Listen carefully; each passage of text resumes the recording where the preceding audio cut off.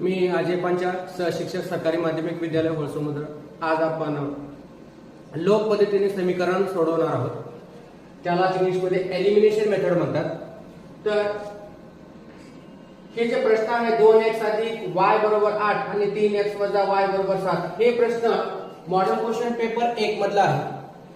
तर जेव्हा आपण हे क्वेश्चन सोडवायला सुरुवात करतो तेव्हा पहिल्या समीकरणाला 1 आणखी या दुसऱ्या समीकरणाला 2 असं नावे द्यायचे.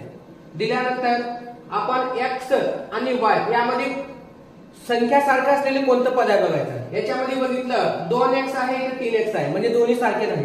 पुन्हा y कडे जाऊ, y बघितलं बघा, इथं y आणि इथलं y एकच आहे, पण याच्या पुढे अधिक आहे, याच्या पुढे वजा आहे. तर जे चलपद सारखं असतंय आपण त्याला काय म्हणजे माहिती आहे का, लोप करण्यासाठी सुरुवात करू. तर जर सारखे चिन्ह असतील तर वजाबाकी करायचं आहे आणि वेगवेगळे चिन्ह असतील तर अधिक करायचं आहे. तर इथं वेगवेगळे चिन्ह आहेत म्हणून पहिल्या समीकरणातून मी अधिक हे दुसरं समीकरण मी बेरीज करतो. तर काय मिळेल आपल्याला 2x अधिक y बरोबर 8, त्यानंतर आहे 3x वजा y बरोबर 7.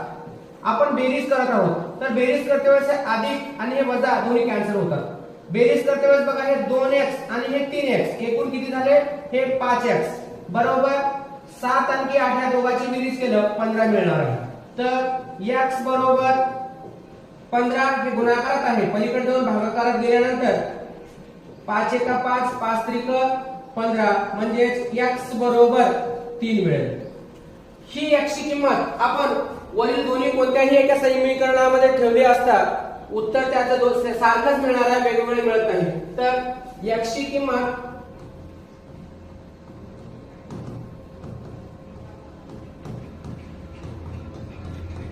समीकरण 1 मध्ये ठेवू.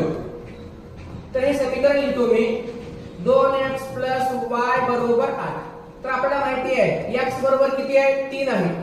तर कुठं आहे ते x इथं आहे म्हणून मी 2 लिहितो. या दोघांमध्ये वजाबाकी गुणाकार असते, मी गुणाकाराचं चिन्ह टाकून हे x च्या ठिकाणी मी हे 3 लिहितो प्लस y बरोबर 8. या दोघांचा गुणाकार करून भेटला 6 अधिक y बरोबर 8 म्हणजे y बरोबर 8 घेऊन हे 6 आहे. मी काय करतोय, बरोबरच्या पलीकडे गेल्यानंतर अधिक असलेलं पलीकडे जाऊन वजाबाकी होणार आहे म्हणून y बरोबर 8 मधून 6 गेले तर 2 शिल्लक आहे. अशा प्रकारे x ची किंमत 3 आणि y ची किंमत 2 आपल्याला मिळत आहे.